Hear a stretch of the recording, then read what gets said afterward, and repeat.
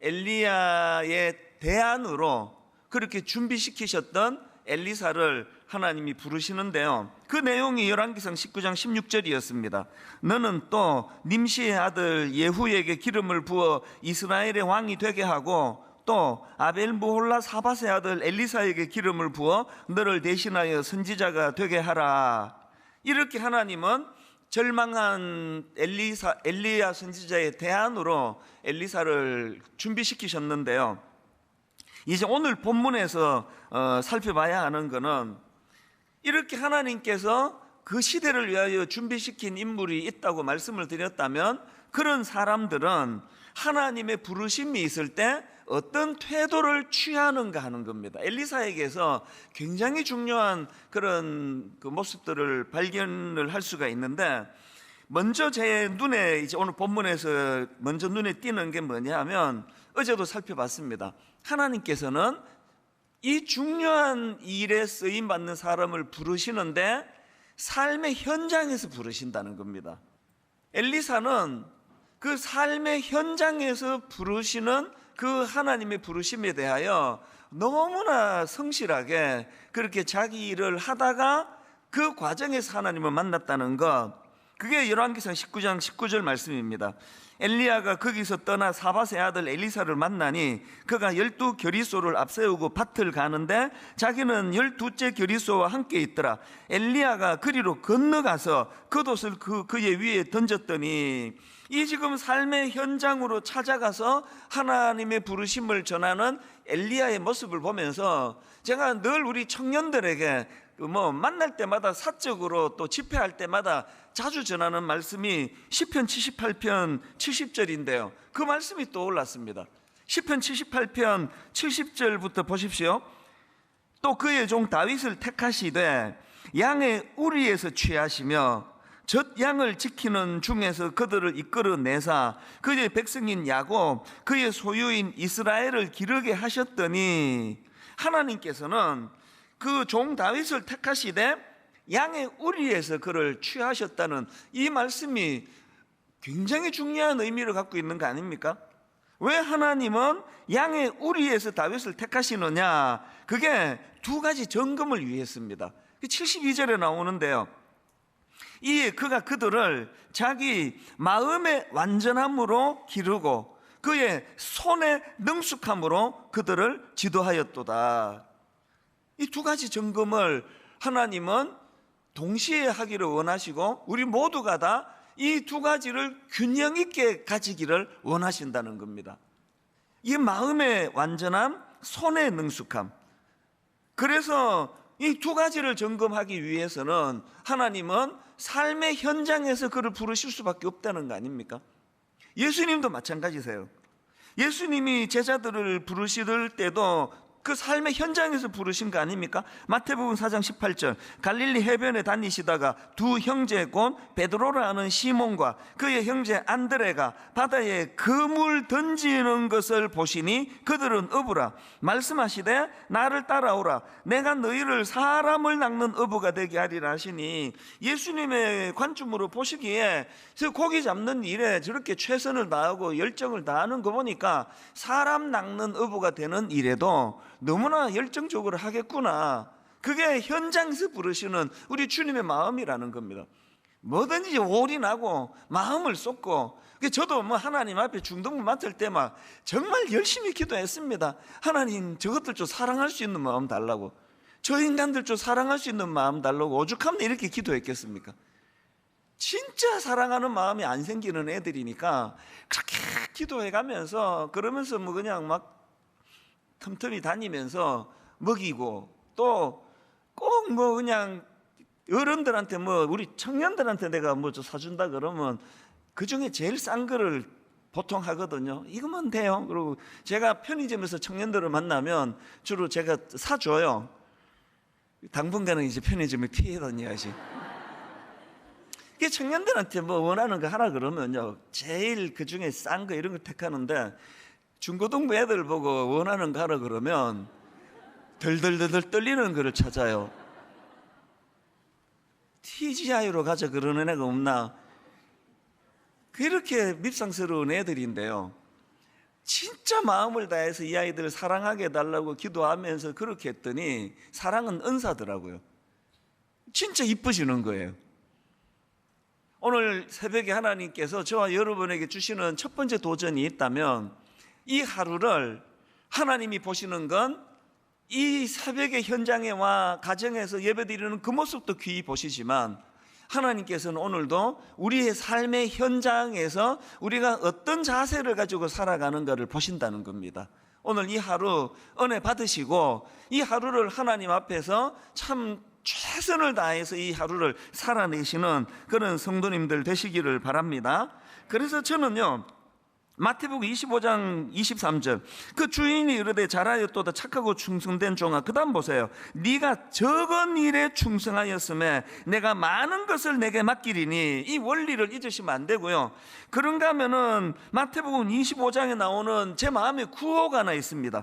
한 달란트 받았던 자는 와서 이르되 주인이여 당신은 굳은 사람이라 심지 않은 데서 거두고 해치지 않은 데서 모으는 줄을 내가 알았으므로 두려워하여 나가서 당신의 달란트를 땅에 감추어 두었나이다. 보소서 당신의 것을 가지셨나이다. 그랬더니 26절에서의 주인의 대답, 그 주인이 대답하여 이르되 악하고 게으른 종아. 요 두 마디가요 제 마음의 구호예요. 여러분 글쎄 믿어주시겠지만 제가 그렇게 악한 사람은 아니에요. 그렇게 악한 짓 안 하고 삽니다. 여러분 마찬가지 아닙니까? 그렇게 악하게 사는 사람 없잖아요. 있으면 나가주세요. 아무도 안 나가시잖아요. 왜 악한 사람 별로 없는데 우리가 놓치기 쉬운 거, 악한 거하고 게으른 게 동격이라는 거예요. 전 그렇게 믿고 구호로 삼습니다. 우리가 악하지 않지만 시시하게 살면 안 되는 이유가 여기 있습니다. 악한 거하고 게으른 거, 이거는 하나님의 기준으로, 주인의 기준으로 이거 같은 뜻이라는 겁니다. 오늘 하루도 악하지 않을 뿐더러 게으르지 않은 하루가 되시기를 바랍니다. 이게 첫 번째예요. 그런가 하면은 오늘 그 본문에서 엘리사를 부르시는 과정에서 눈에 띄는 두 번째 그 엘리사의 모습이 있는데요. 그렇게 밭가는 일에 열심, 그리고 또 그 밭가는 일에 열심이 있다는 건 거기에 마음을 다 쏟았다는 말인데요. 그렇게 밭가는 일에 열심이었던 엘리사가 하나님의 부르심이 있으니까 그렇게 열정적으로 갈던 밭, 관리하던 소, 이런 것들을 금방 포기하는 거예요. 이 두 모습이 참 저한테는 이게 참 인상적이었거든요.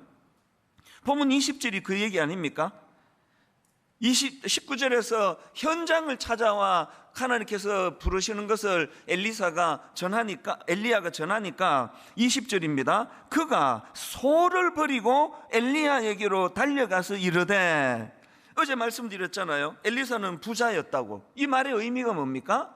주님을 따른다 할 때는 포기해야 될 게 많은 사람이라는 뜻 아닙니까? 포기해야 될 게 많은, 그래서 여러분 소 한 마리를 포기해야 되는 사람하고 소 24마리를 포기해야 되는 사람하고 그 고뇌의 무게감이 다를 것 같은데요. 엘리사는 후자예요. 포기한다 할 때 고뇌하는 무게가 좀 다른 사람이에요. 그런데도 불구하고 바로 그 즉시로 그가 소를 버리고 엘리사에게로 달려갔다는 게 뭘 의미하겠습니까? 저는 여기서 진짜 중요한 메시지를 또 하나 발견합니다. 우리가요, 어떤 그 인생의 어떤 변화를 꿈꾸고 하나님 뜻을 구하고 할 때 그 과정에서 어디다가 마음을 쏟아야 되고 어디다가 마음을 안 쏟아도 되고 어디다 마음 신경을 써야 되고 어디다 신경 쓰면 안 되는지 구분해야 돼요. 지금 여러분 우리가 삶의 현장에서 이제 저를 예로 들어볼게요. 갑자기 이제 미국에서 그 잡화가게 하고 있는데 갑자기 그 한국으로 돌아가라, 그리고 신학교 가라, 목사가 되라, 청소년들을 도와라, 이렇게 완전히 인생의 전환이 되는 하나님의 말씀을 제가 받았단 말이에요. 그랬을 때 어디에다가 제가 고뇌함의 시간을 주로 보냈을까요? 어디에다가? 이게 진짜 하나님 뜻 맞나? 여기에다가 제가 한 2달 이상의 시간을 거기다 다 보냈거든요. 이게 진짜 하나님 뜻인가? 내 마음의 충동 아닌가? 아니 이게 마음의 충동이었다가 다 정리하고 한국 돌아갔다가 우리 형제들이 막 저 야단치면서 했던 말처럼 또 석 달 만에 한국 정리하고 미국 돌아와 버리면 어떡하지? 그래서 오랜 시간을 이게 하나님 뜻이 맞나? 이거를 제가 하나님 뜻을 구하는 데 시간을 많이 보냈는데 어떻게 했는지 여러분 아시는 분도 계시잖아요. 성경을 일독하기로 결심한 겁니다. 그래서 그때는 가게 시작한 지 얼마 안 돼서 뭐 할 일이 엄청 많았는데 그 가게에서 창세기부터 요한계시록까지 성경을 읽으면서 하나님 뜻을 구해야 되겠다. 그러면서 여기에 온 정성과 시간을 다 쏟았고요. 그리고는 한 소선지서쯤 읽는데 하나님의 확신이 오는 거예요. 부인할 수 없는 하나님의 명령이다. 그리고는 성경은 계속 계시록까지 읽어갔지만 마음에 이미 확정은 됐거든요. 그리고는 바로 총신대학 신학대학원에다가 편지를 써서 내가 이런 상황이고 그렇게 귀 학교에 내가 입학이 원한다 그러고는 정보를 받고는, 그리고는 결정하고 나서 그 해에 신학교 들어가는 과정에서는 뭐 여러분 모두가 다 알잖아요. 저의 만행을 얼마나 급하게 서둘러 생각 없이 대책 없이 나갔으면은 첫날 귀국하고 김포공항에 내려서 그날 밤에 잘 국리를 안 하고 간 거 아닙니까? 아무 생각이 없었어요. 이게 여러분 분당 우리 교회 20년 목회의 패턴을 보면 그대로 제게 묻어나는 거예요. 1만 성도 파송 운동 생각 많이 했으면 절대 못해요. 그래서 제 방식은요, 저질러 놓고 보는 거예요. 이걸 저는 쐐기를 박는다. 왜? 생각 많이 하면은 100% 그 생각이 다 안 되니까요. 제가 미국에서 지금 비즈니스 시작을 하고 빚 갚아야 될 거 생각하고 이런 거 저런 거 계산하고 나면은 절대 못 왔습니다. 1만 성도 파송 운동 했겠습니까? 생각 많이 했으면. 그래서 그냥 막 너무너무 급해가지고 그냥 뭐 서둘러서 못을 박아버리는 거예요. 그리고는 막 10년 내내 괴로워하고 고민하고, 그러니까 말로도 알 수 없는 하나님의 인도하심을 10년 내내 받게 되는 경험이 있었다니까요. 우리는 순서를 바꾸어 사는 거 아닙니까? 너무 쉽게 하나님 뜻을 긴지 아닌지 깊이 고뇌하고 기도도 안 하고 성경도 안 읽고 하나님 뜻이라고 그냥 저질러 버리고, 그리고는 그 필요 없는 데다가 너무 생각을 많이 해가지고 아침 저녁으로 생각이 바뀌는 일이 있지 않습니까? 순서를 바꾸셔야 됩니다. 하나님의 뜻을 분별하는 데는 신중하셔야 됩니다. 시간을 많이 들이셔야 됩니다. 기도하셔야 됩니다. 말씀 읽으면서 하나님의 뜻을 분별하셔야 됩니다. 그리고 일단 이게 하나님 뜻이라는 하나님의 확신이 일어난다고 할 때는 제가 우리 젊은 목사님들한테 늘 하는 이야기, 당신은 생각 너무 많이 하는 게 문제야. 생각만 너무 하다 보니까 아무것도 안 하고 있잖아 지금. 여러분 생각을 좀 줄일 때가 있습니다. 줄여야 할 때가. 엘리사가 경솔한 사람이 아닌 게요, 그는 하나님께서 이미 이 말씀 앞에서 이미 그를 준비시키고 있었기 때문에 하나님의 뜻이 거기에 개입이 됐기 때문에 엘리사는 그걸 준비하고 있었고, 그랬기에 즉시 포기할 수 있는 겁니다. 오늘 이 새벽에 이 원리가 저와 여러분의 삶 속에 굉장히 중요한 삶의 원리가 되기를 바랍니다. 그렇게 삶의 현장에서 최선을 다하는 성실한 삶을 살았던 엘리사이고, 그럼에도 불구하고 그렇게 아끼던 그 밭과 소와 여러 가지 것들이 있었겠지만 하나님의 부르심이 있을 때는 즉시 순종하는 그런 모습을 보였다. 이게 이제 오늘 큰 틀이고요. 이제 조금 더 구체적으로 이제 하나님의 부르심을 대하는 엘리사의 모습에서 우리가 발견해야 되는 그 굉장히 중요한 귀한 모습 몇 가지를 좀 살펴보려고 하는데요. 자, 부르심을 대하는 엘리사의 귀한 태도, 첫째가 뭐냐? 모든 것을 거는 태도예요. 모든 것을 거는 태도. 20절에서 부르심이 있을 때 즉각 소를 버려두고 그렇게 즉각적으로 그 자리에서 적극적으로 그렇게 따르는 것도 중요하지만요, 더 귀한 모습은 21절에 나옵니다. 엘리사가 그를 떠나 돌아가서 한 겨리소를 가져다가 잡고, 그 다음 보세요. 소의 기구를 불살라 그 고기를 삶아 백성에게 주어 먹게 하고 일어나 엘리야를 따르며 수종들을 들었더라. 농사 짓는 엘리사가 그 소의 기구, 농기구를 불태워버렸다라는 것은 뭘 의미하겠습니까? 자기가 행하는 지금 즉각적으로 순종하며 나가는 그 행위가 절대로 이게 어떤 일시적인 감정에 의해서 일어난 게 아니라는 것을 자기가 스스로 결단하며 보여주는 거 아닙니까? 사랑은 버리는 거예요. 사랑은 포기하는 거예요. 사랑은 내려놓는 거예요. 사랑의 너무나 놀라운 속성은 분명히 버렸는데 또 풍성하게 누리는 거예요. 주님 안에서 여러분, 엘리사가 그 아까운 농기구 불태우고 소 막 삶아가지고 막 사람들 먹이고 그런 일을 다 하는 대가지불을 치르고 주님을 따랐는데, 이제 내일부터 우리가 살펴보게 될 거예요. 그가 갑절의 영감을 구하고 그가 그 부자로 밭농사하며 살아갈 때는 상상도 할 수 없었던, 말로 다 할 수 없는 가치 있는 그런 존귀한 인생으로 살아가게 됐다는 거, 이게 신비예요. 두 번째로, 오늘 본문에서 부르심을 대하는 엘리사의 태도가 사람을 위하는 모습이에요. 본문 21절에서 제가 발견한 포인트가 이겁니다. 엘리사가 그를 떠나 돌아가서 한 겨리소를 가져다가 잡고 소의 기구를 불살라 그 고기를 삶아 어떻게 했습니까? 백성에게 주어 먹게 하고. 자료에 보면은요, 엘리사는 기적을 많이 베푼 사람으로 특징을 짓습니다. 그런데 엘리사가 베푼 기적의 특징이 있더라고요. 엘리사는 기적을 많이 일으켰는데 이제 이번 주와 당분간 그의 기적을 우리가 이제 공부하게 될 텐데요. 엘리사의 기적의 특징이 뭐냐? 엘리사가 베푼 기적은요, 그의 기적을 통해서 사람을 고치고 죽은 자를 일으키고 관계를 회복시키는 이런 사역, 절망하고 좌절하고 고통당하는 사람들에게 하나님의 놀라운 기적을 통하여 끊임없이 그들을 섬기는 일을 한 게 엘리사예요. 하나님은 그 사람의 은사를 들고 쓰는 거 아시죠? 그 사람에게서 없는 것 쥐어짜며 일하는 분 아니에요. 하나님은 그 사람에게 있는 것을 가지고 일하세요. 오늘 여기에서 지금 이제 자기가 주의 종의 길을 가야 되겠다, 나는 이제 선지자의 길을 가야 되는구나, 그렇게 결단을 할 때에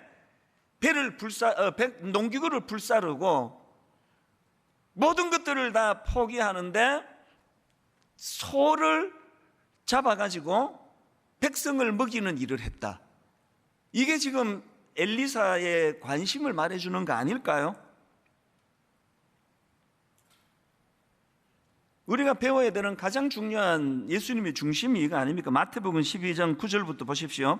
거기에서 떠나 그들의 회당에 들어가시니 한쪽 손 마른 사람이 있는지라 사람들이 예수를 고발하려 하여 물어 이르되 안식일에 병 고치는 것이 옳으니까 예수께서 이르시되 너희 중에 어떤 사람이 양 한 마리가 있어 안식일에 구덩이에 빠졌으면 끌어내지 않겠느냐? 사람이 양보다 얼마나 더 귀하냐? 그러므로 안식일에 선을 행하는 것이 옳으니라 하고 이에 사람들이 이르되 손을 내밀라 하시니 그가 내밀매 다른 손과 같이 회복되어 성하더라. 바리새인들이 나가서 어떻게 하여 예수를 죽일고 의논하거늘.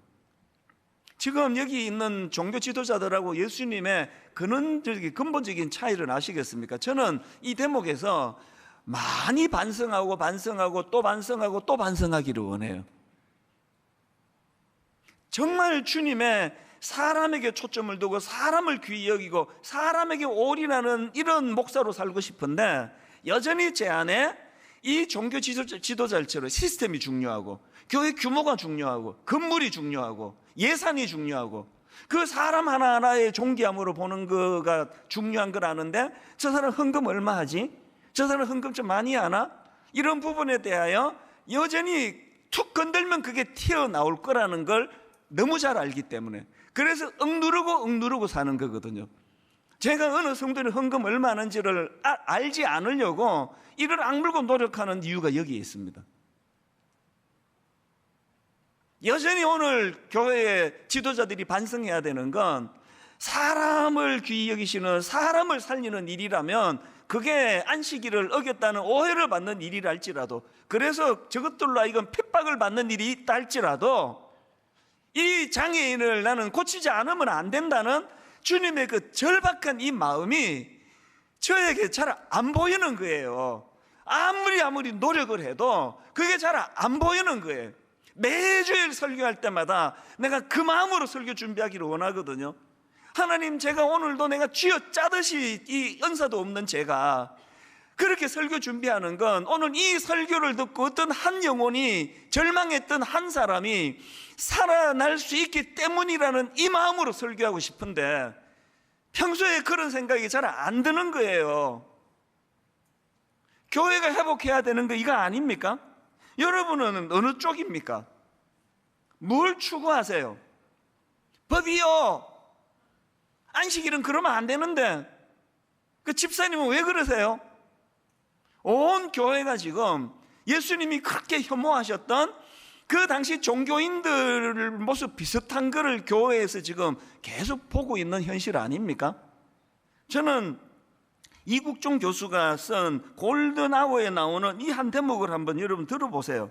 사람을, 의사 선생님이 이런 고백을 하는 게 너무 감동이 돼요. 사람을 살리는 것, 그것이 우리의 일이다. 또 이런 말도 합니다. 살릴 수 있는 생명은 무조건 살려야 한다. 그 다음 말도 감동이에요. 환자는 돈 낸 만큼이 아니라 아픈 만큼 치료받아야 한다. 마지막으로 환자의 명단과 협의 진료 실적이 내가 세상에서 일을 하면서 존재했다는 유일한 흔적이다. 한마디로 말해서 뭐 어느 병원에 근무하나, 무슨 대학 나왔나, 얼마나 뭐 유명한가, 이런 게 아니라 자기를 평가하는 기준은 딱 하나라는 거예요. 한마디로 말하면 환자 몇 명 살렸나, 내가 환자 몇 명 고쳐줬나, 이게 자기를 규정하는 유일한 기준이라는 거예요. 대형교회 목사면 다 합니까? 이게 사람 많이 모이는 데서 설교하면 이게 전부냐고요? 하나님의 기준은 그래서 네가 몇 명 살렸는데, 이 목사 그래서 네가 도대체 몇 명을 살렸느냐고. 오늘 새벽에 하나님 앞에 우리 모두가 이 메시지에 경종이 있기를 바랍니다. 마지막 세 번째는 읽어드리고 내일 계속 진행하도록 하겠습니다. 부르심을 대하는 엘리사의 귀한 태도는 낮아짐과 사명을 따라 사는 삶이다. 21절입니다. 엘리사가 그를 떠나 돌아가서 한 겨리소를 가져다가 잡고 소의 기구를 불살라 고기를 삶아 백성에게 주어 먹게 하고 일어나 엘리야를 따르며 수종 들었더라. 짧게 해버릴게요. 이 수종 들었더라, 이 직역하면 엘리야를 따라가 그의 시종이 되었다는 뜻이에요. 전 이게 굉장히 놀랐거든요. 이제 일대 목사인 제가 이제 기도 많이 하고 당회에서 또 성도님들의 추천을 받고 이래가지고 좋은 이제 이대 목사님을 우리가 정했다고 치자고요. 그래서 이제 그분에게 아직 이렇게 하면 이렇게 얘기해 볼게요. 그래서 이제 당신이 우리 교회 이대 목사로 그렇게 청빙이 됐는데 수락해 주시겠습니까? 그랬더니 그분이 저희 이대 목사로서 대우를 요구하는 게 아니라 그분이 아직 거의 한 10년이나 남아있는 분당 우리 교회에 와서 교육전사처럼 위치를 자기가 잡아간다. 그래서 적석으로 든 예화에서 좀 썰렁하긴 하네요. 흐름은 아시겠죠? 지금 엘리사가 엘리야의 후계자로 세움을 받는 그 현장, 그러니까 비장하게 막 소기구도 불태우고 막 그냥 소를 버리고 다 따랐는데, 그리고 나서 엘리사는요 무려 10여 년 동안 엘리야의 종으로 살아갑니다. 10여 년.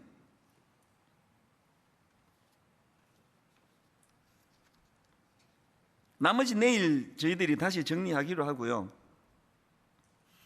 엘리사가 자기 시대가 도래했을 때 너무나 충만하게, 너무나 뜨겁게, 너무나 놀라운 많은 기적들을 하나님이 그를 통하여 베푸시는 그런 통로로 쓰임받을 수 있었던 건 저는 여기에 있다고 생각합니다. 엘리사는 알아요.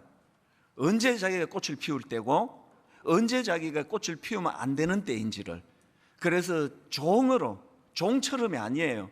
여기 나와 있는 이 시종은요, 그 출애굽기 33장 11절, 모세는 진으로 돌아오나 눈의 아들 젊은 수종자 요수아는 회막을 떠나지 아니하니라. 모세의 후계자인 요수아는 모세의 시종이었잖아요. 같은 단어를 쓰고 있습니다. 스스로 자기가 자발적으로 종의 자리로 들어가는 겁니다. 오늘 여러 가지를 말씀드렸고요. 또 새벽에는 집중이 잘 안 돼서 제가 막 웃기려고 이러다 보면 또 산만해지고 그러는데, 이제 정신이 맑아지고 나면 한숨 주무시고 다시 한번 들어보세요. 그리고 여러분이 거기서 취해야 될 많은 포인트가 있을 걸 여러분 찾아내 보시기를 바랍니다.